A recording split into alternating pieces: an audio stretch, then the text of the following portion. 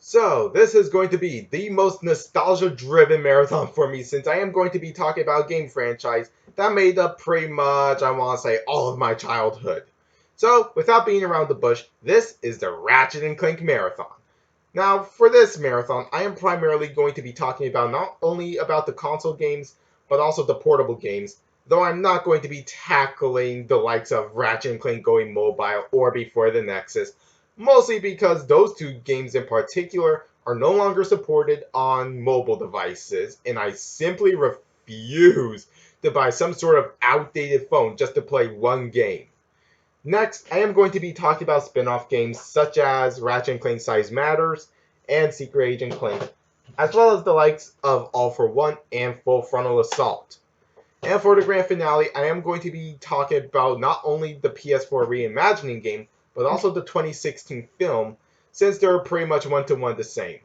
But let's get this marathon started with the original PlayStation 2 slash PlayStation 3 HD remaster, Ratchet and Clank.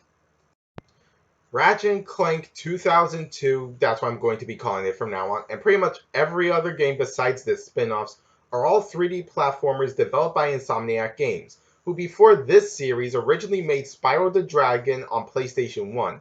And in between the Ratchet and Clank series, they also made the Resistance franchise, Sunset Overdrive, and our most recent game is the 2018 Spider-Man game for PlayStation 4. Ratchet and Clank 2002 was originally released for the PlayStation 2 on November 4th, 2002, 4 days later in Europe, and on December 3rd, 2002 in Japan. The game follows the two titled characters, Ratchet, who is voiced by Mikey Kelly before being replaced by James Arnold Taylor for the rest of the franchise, and Clank, voiced by David King. Clank discovers that the villainous Shaman Drek, who is voiced by Kevin Michael Richardson of the Blarg race, plans to create a new plan for his species, while at the same time destroying every other planet in the process. Clank then convinces our furry traveler to help him in his mission to gain the help of the famous superhero Captain Quark, who is voiced by Jim Ward. The game has us traveling to other planets in Solana. That's the name of the galaxy of the original game that takes place. Until we return to the planet that the entire game started on, Veldin, aka Ratchet's home planet, for the final showdown against Drek, ending with him and his planet pretty much getting nuked to Kingdom Come. Now, the game offers a wide range of weapons and gadgets that the player must use to defeat numerous enemies and solve puzzles on a variety of different planets in the fictional Solana galaxy. The game also includes several mini-games such as racing or hacking, which the player must complete to proceed. The game was very well received by critics, who praised the graphics, the gameplay, the voice acting, audio, soundtrack, and the comedic approach to the story. Some criticisms was leveled at the camera, the characterization of the lead character, and the low level of difficulty in early stages. Now you can use the paragraph I said at the beginning as the plot synopsis, so I could just jump right into the gameplay of Ratchet and Clank 1. The gameplay of Ratchet and Clank 1, we primarily control as Ratchet, though we can control Clank in a few sections. This game is primarily a third-person platformer and shooter game. In total, there are 36 weapons and gadgets in the game that can be bought or found in the entire game. The player begins with only two weapons, the Omni Wrench 8000, which is basically our standard melee weapon with a variety of uses, such as interacting with puzzles in the environment, and of course, we have the Bomb Glove, a short-range grenade thrower.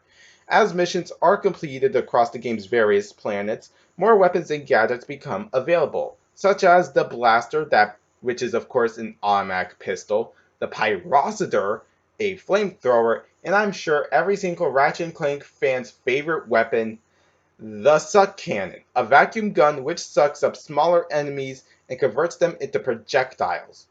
But there is one in particular, that being the most expensive weapon in the entire game, the Rhino, aka Rip Ya a New One.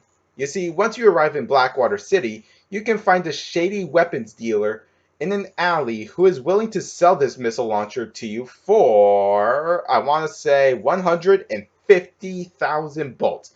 Now that doesn't sound like much, but since bolts are a bit hard to come by in the first game, it's going to take a long time to get 150,000 bolts. But there is a glitch in the game where you can not only get the 150,000 bolts, but even 1 million bolts. I'm going to leave a link to the titular glitch so you can see for yourselves. After completing the game, as you see right here, you can choose challenge mode, which is the game's difficulty rising considerably, but all the bolts and weapons acquired the first time around are carried through. There is also the option to buy the gold weapons, which are what you see right here since I 100%ed the game. These are the most powerful versions of existing weapons minus the Rhino, because let's be honest, if there was a gold version of the Rhino, it'll pretty much be the equivalent of the Fat Man from Fallout 4. The game's health system, that being nanotech, starts out at around 4 health bubbles, equivalent to being able to take 4 hits, since one hit from an enemy basically knocks off 1 nanotech health. Though, once you arrive in Orxon, you can purchase 2 nanotech upgrades, the first costing around 4,000 bolts, and the second upgrade costing a whopping 30,000 bolts. Yeah, better use that glitch that I talked about. Okay, I would talk about Clank's gameplay here, but since I am actually in the middle of playing through this second run, I think, of Ratchet and Clank 2002, I've already obtained something called the O2 masks. Now, normally in situations like in this area in particular, Ratchet will be unable to explore outer space, since, well, he would suffocate. Now, Clank, he is actually playable in the first entry. Take that, Jack and Daxter. Now, usually, Clank just rides around on Ratchet's back, behaving as like some sort of jetpack or a similar device. Occasionally, however, like I said in this area, Clank does become a playable character when Ratchet is unable to explore certain areas if you don't obtain something called the O2 mask, which can be found in Pokataru. Though Clank can control things called gadget bots, which are basically smaller robots similar to him who can perform certain actions for him as if they're like his little servants. There is also the racing variety of gameplay, which are a bit, I want to say, on the stiff side, but some of them are required to progress or go for 100% completion if you're a fucking masochist.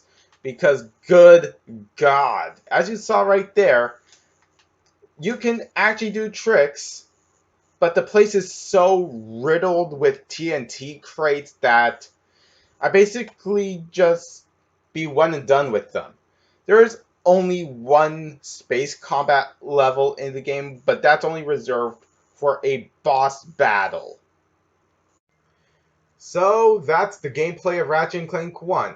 To me at least, I think the gameplay still holds up pretty good whether you're playing it on the original system or playing the HD trilogy on PlayStation 3 or PlayStation Vita.